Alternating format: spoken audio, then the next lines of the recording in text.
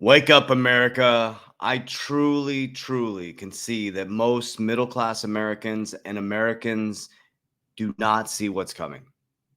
It is so clear what is happening right now.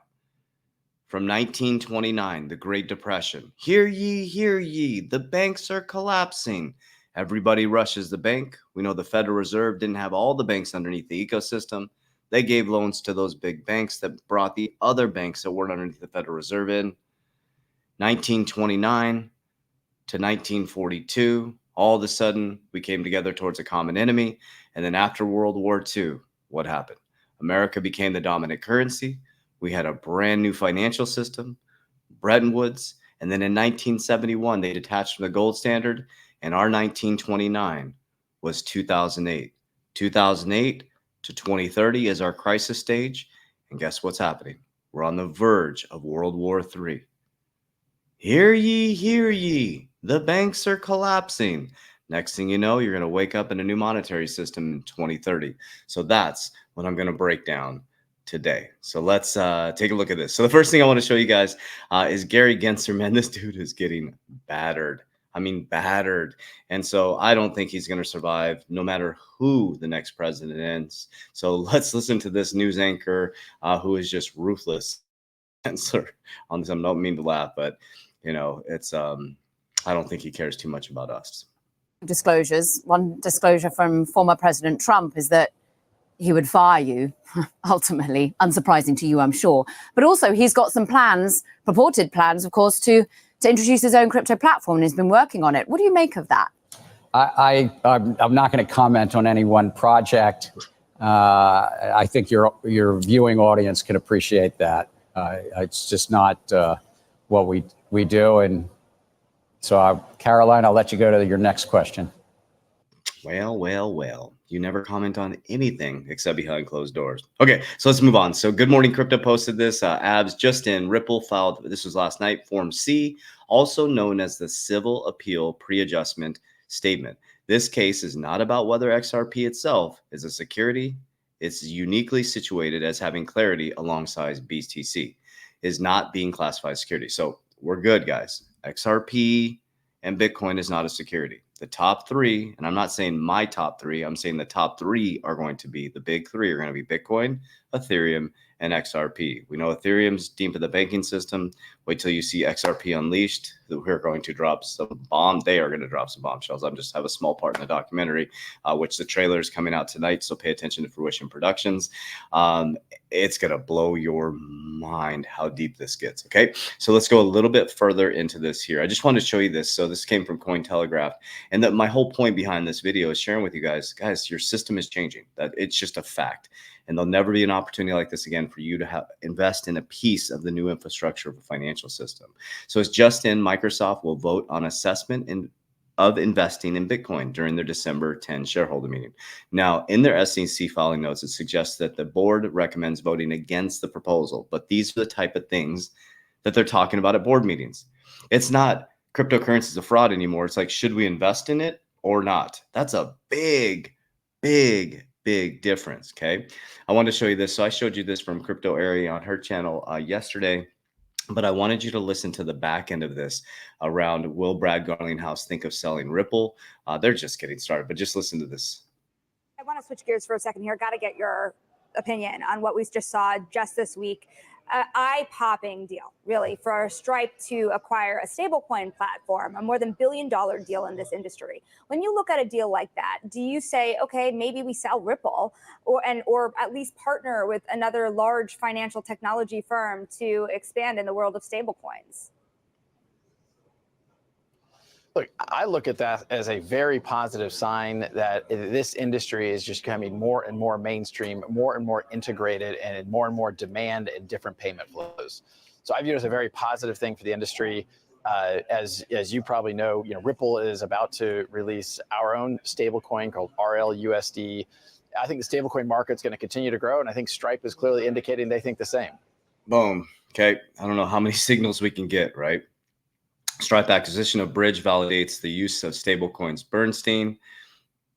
This right here, I want to show you guys. This is the race to dominate stablecoins.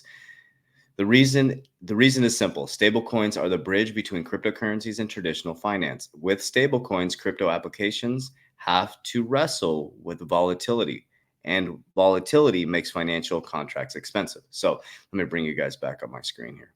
Okay, so now the whole point behind this, and this shorter video, I got to get to a meeting. I get to a meeting, change of verbiage. I get to a meeting, not I have to go to a meeting. Very important. Words are important. Words become things. Thoughts become things. Words are validation of them. Where was I going with this? Oh, so we had so much stuff this week. So BlackRock is getting in the derivatives market, right? Using their build token. Literally, the traditional financial system is just moving over.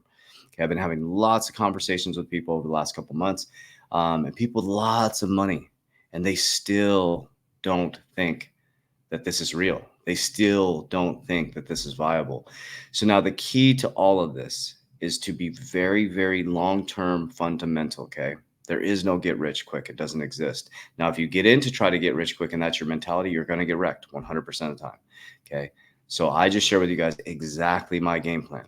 I simply use the risk pyramid. It worked really well for me from 2020 to 2022, and it's worked really well to be calm, persistent, and do the opposite of everybody else from 2022 to 2024. Now I'm gonna do the opposite again from 2024 to 2026. Now, what I mean by that is everybody's gonna come rushing into crypto during the bull run very, very soon here, right? They're gonna be, oh, I'm gonna get rich, and the people are gonna start talking about it at the barbershop, and it's gonna be all over the place. At that point, I'm already exiting. So I use what's called the risk pyramid. The risk pyramid, pull it up, okay? At the top of the risk pyramid, you have stocks. You have crypto is at the top of the risk pyramid. You have real estate right in the middle. Anything that goes up and down like this, higher risk, higher return. Pretty simple. The higher the risk, the higher return. Very, very volatile, right? As you go down the risk pyramid, at the bottom of a risk pyramid, you'll see right at the bottom is insurance. It's the foundation of everything in the financial system, right? Banks have insurance. Now, I'm not talking about car insurance and things like that. I'm talking about insuring my money. Okay. So I have diversification. I'm not all in on insurance. I'm not all in on crypto. I'm diversified across different asset classes. So what I do, think about this. It's very strategic. When crypto profits or I have cash in the bank, I pull that cash out. Okay. I pull it out of fake money, fiat money, or I pull it out of volatile assets and I pull it down and I insure my money. Super simple. Principles guaranteed. I can borrow against it tax-free. Tax code 7702A. Eighth wonder of the world, compound interest. It compounds every 7 years at about 10% interest if I hit 10%. And that's about average. You get anywhere from 6 to 10. It depends on the markets, right? But when the markets are completely bottoming out, I protect my principal. It's insured, right? So I have an indexing strategy. I have a precious metal strategy. Now I'm building a real estate strategy, and I have a volatile market strategy. And what that does is during these times, why do you think BlackRock is rushing to Bitcoin? Why do you think Vanguard is one of the top holders? Like, why do you think that MicroStrategy is all in? Why do you think that these companies are sitting here like Stripe is acquiring a stablecoin company? Why do you think that Microsoft is even having these conversations in their boardroom? Because it's a fraud? No, because it's now a legit asset class. It is now going to be part of your financial system. So I love you guys. I appreciate you. A couple things is number one, I will never proactively DM you. That is not me DMing you. I do not have WhatsApp. I do not have Telegram. That is not me. So be very careful of scam accounts.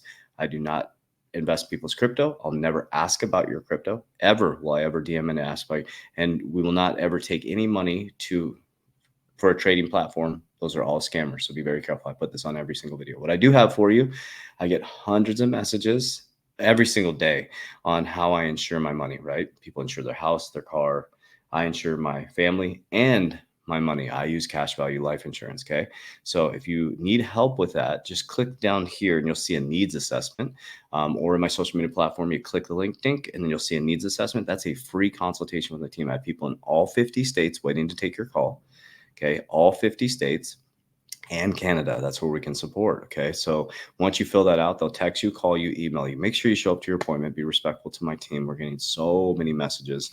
And we're trying to keep up with everything. So I'm growing the staff as well. And then what else do I got?